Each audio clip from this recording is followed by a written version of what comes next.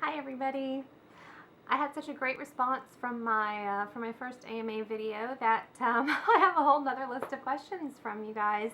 I'm finally feeling up to going ahead and making that second video to answer some more of your questions. So keep on sending them, and if I haven't responded to you privately, I'll be more than happy to throw it in another video. Um, So let's get started. I'm actually in the second week of my second round of chemo. So I was in the hospital receiving my chemo last week, and this week I'm home. So I'm finally feeling up to, like I said, to going ahead and pulling this together for you. So let's just get started. The first question that I'll answer is actually a question that I receive the most often, being every single day.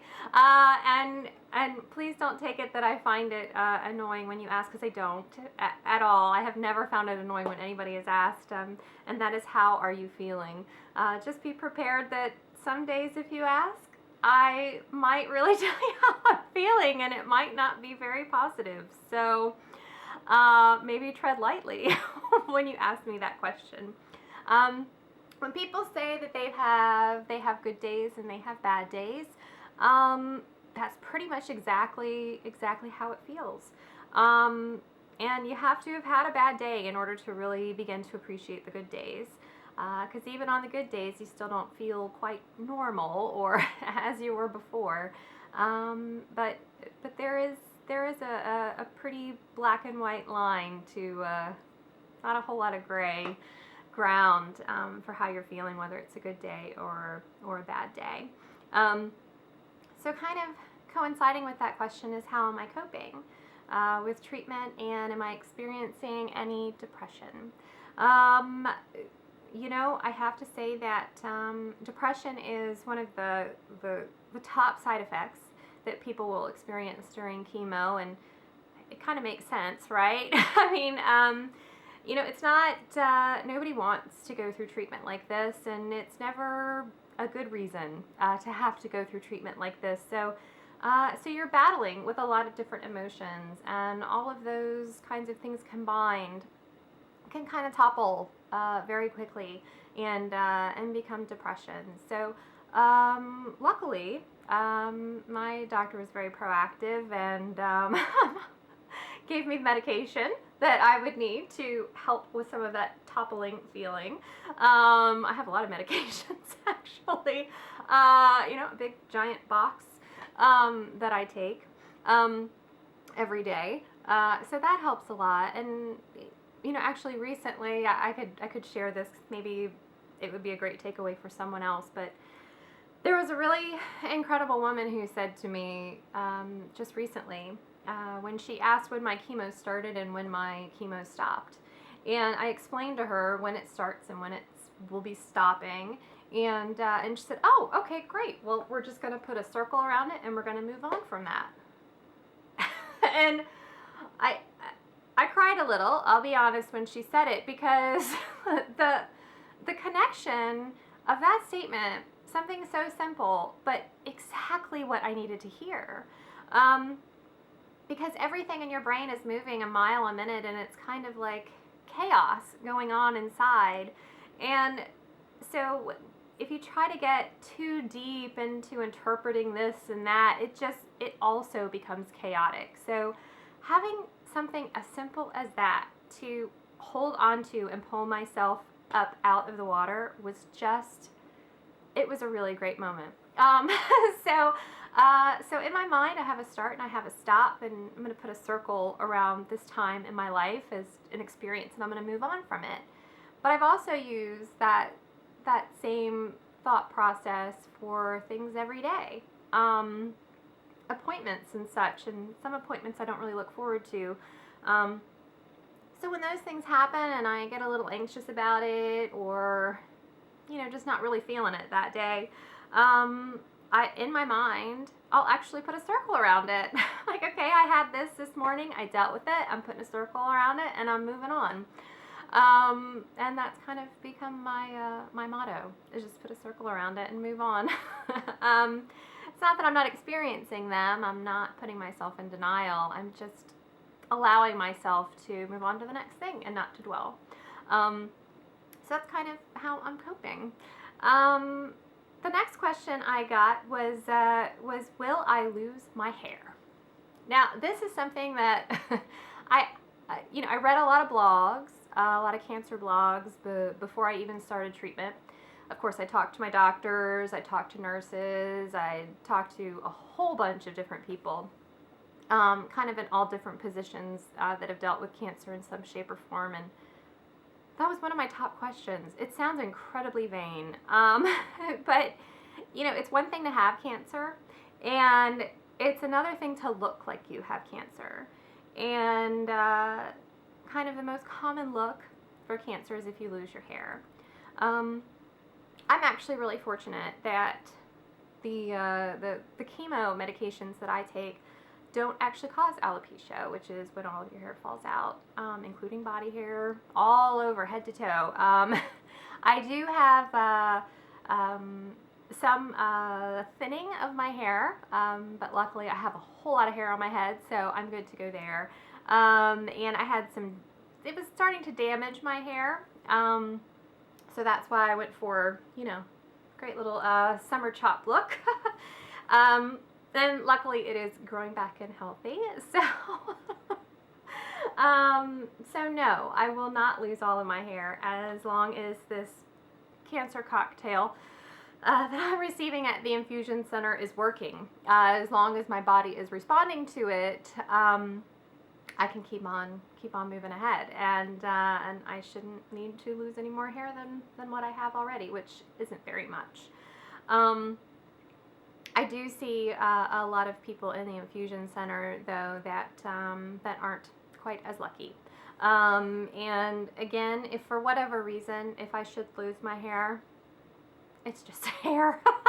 It'll grow back. What kind of, at first, was a really important question for me, personally, now is just kind of well, if it happens, I'll put a circle around it and I'll move on.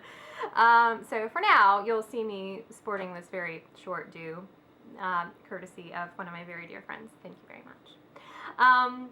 My next question kind of ties in with that, and what products do you use?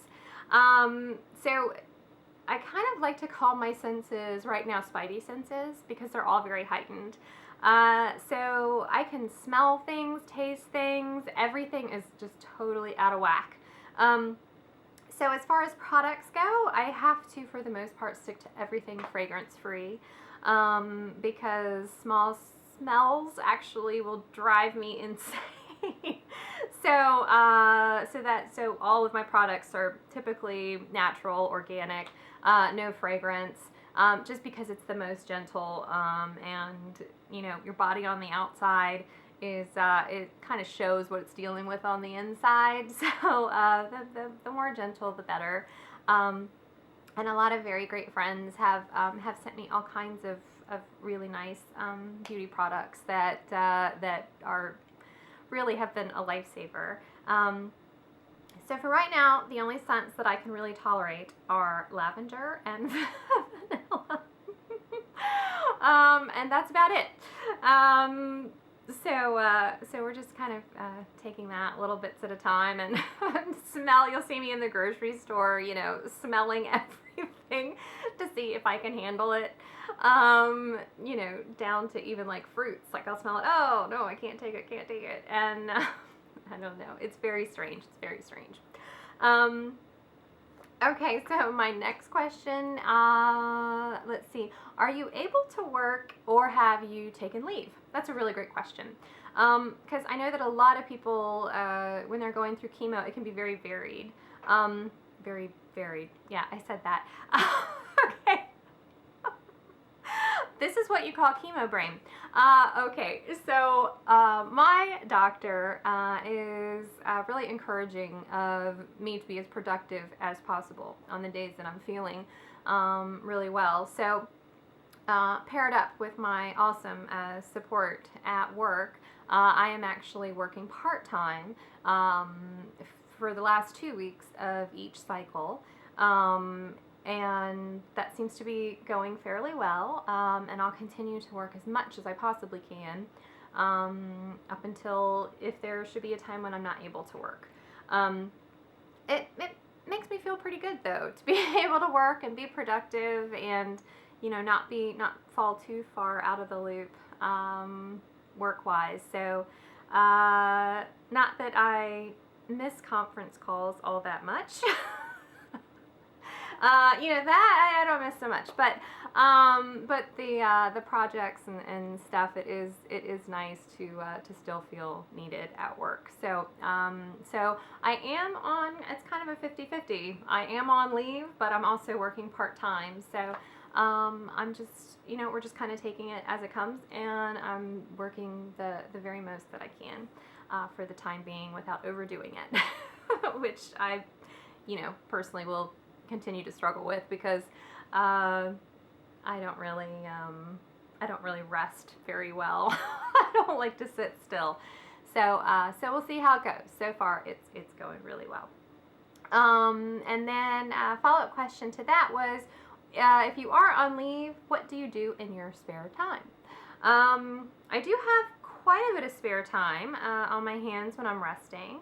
And then, when I have a couple moments here and there when I'm feeling pretty good, I'm usually seated right here in what we have coined as the cancer chair, also known as my recliner.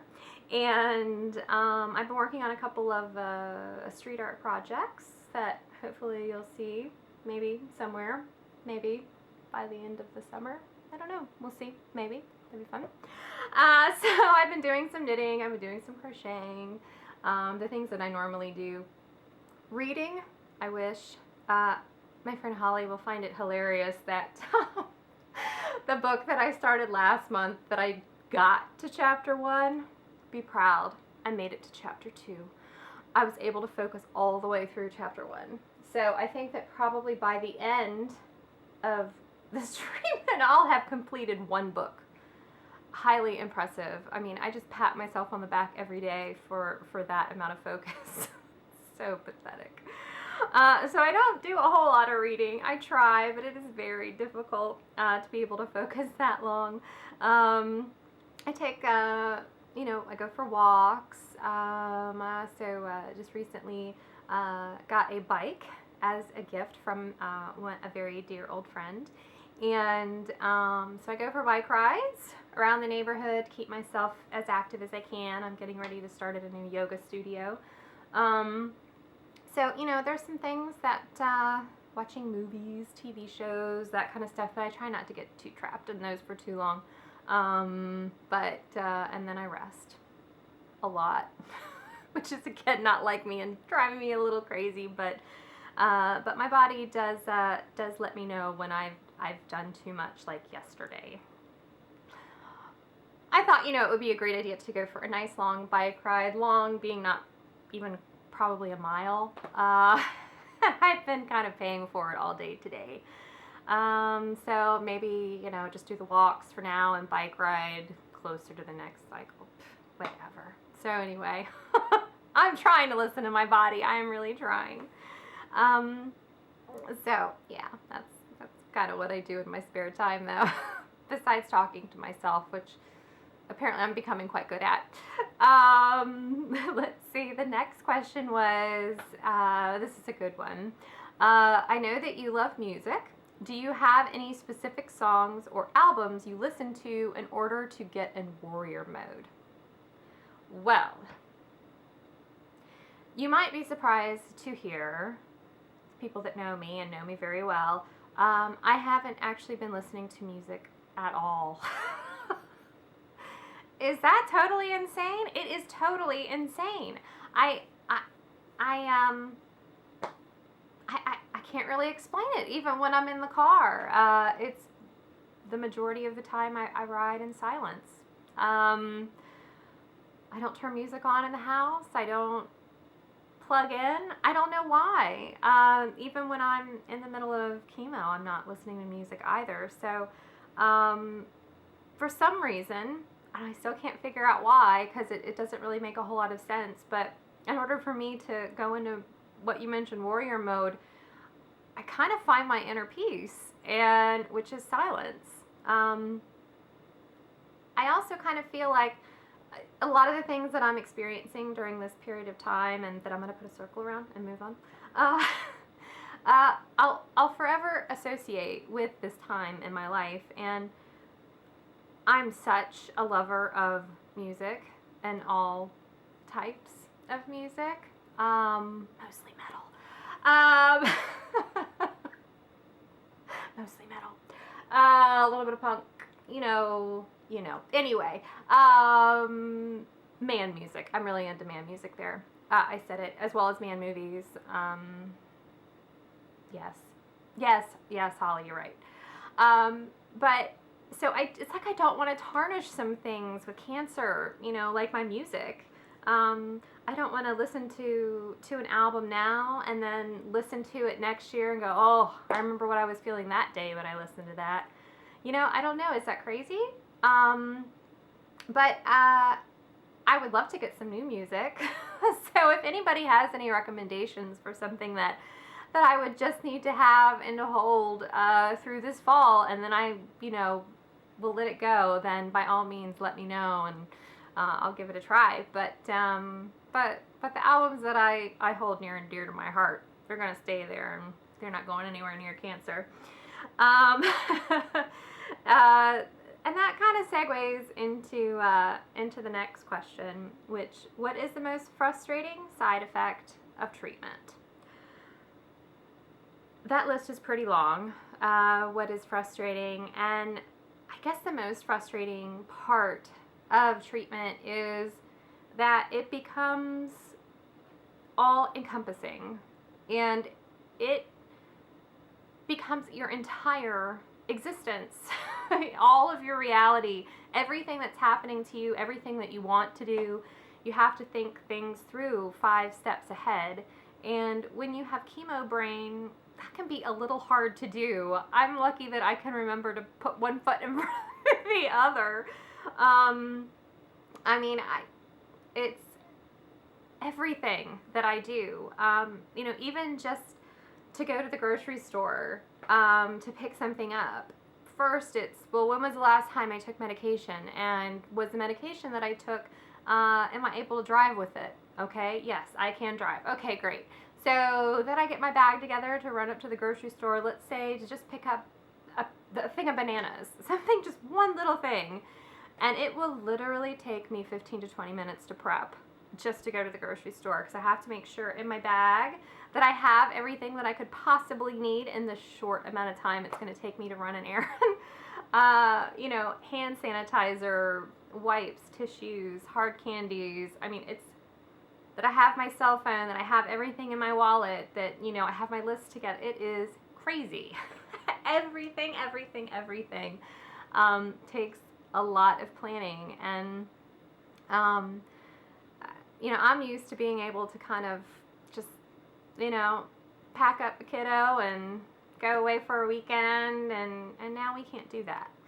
And that is pretty frustrating, travel-wise, that I'm kind of limited in what I'm able to do, and I can plan for some things, as far as, like day trips and that kind of thing, but then honestly, I really won't even know how I'm feeling until just right before, because I can be having a good day, and then within minutes it becomes a not so good day, with some side effects. So I would say that the most frustrating part is that you can't ever forget it. You can't just close your eyes and go to a different place, because wherever you go in your mind to that other place, cancer's still sitting there. So I'm really hopeful that this week, the end of this week, I have my intermittent CT scans, and this will actually be the only intermittent CT that I receive until my treatment is complete. My chemo treatment is complete. So what we're really hoping for with the CTs this week is to see that either it's still the same amount of cancer, or that it's a little bit less. So really what you don't want to see on any of the scans is that it's continuing to grow. I'm pretty confident that we're doing exactly what we need to do, though. So I really feel like those CT scans, they can go ahead and just show that I'm in full remission already. I mean, let's be real. I mean, do we really? Do we really? Yeah. Well, even if I was, I'd still have to go through the rest of the course of treatment. But so every day I appreciate all of those positive thoughts that you're sending this way. So if you could maybe double them up for the end of the week, or cross your fingers and your toes, I would really appreciate it. So let's see. So the last piece really I wanted to mention was the fundraiser that completed and closed last week. And it was a total success. A total success. My sister, you know, if she wasn't a NICU nurse, you could hire her as project manager because she did phenomenal. She raised $5,580 and 185 shirts, which is just incredible. So thank you, Megan, for being my very own project manager, and a special thank you also to Sarah Ferrone. Thank you so much for giving us the artwork and a t-shirt that people really want to wear. So it's kind of a win-win. You guys help support my cause and help me as far as you get a pretty rad t-shirt. So I would love to see photos of you guys out and about sporting those shirts. That would be awesome once you receive them, which you should be in the next couple weeks, start receiving your t-shirts. So anyway, just a big thank you, and I think that's about it. So again, there were some questions that I answered privately, private messaged back your answers if you didn't want me to put it in the video, and which I'm also happy to do. Again, I just want to thank everybody for being so unbelievably awesome, for sending me all your positive thoughts, very awesome cards, food. Oh my god, the food tree. I'm getting so spoiled by you guys on the food tree. It is incredible what we find in the cooler every day. So a big thank you to to Mary Lou and Russell for pulling that together, and for all of the people that have been participating in that. I hope that someday I can properly thank you. So I guess that'll be it for now. So I love you and thank you.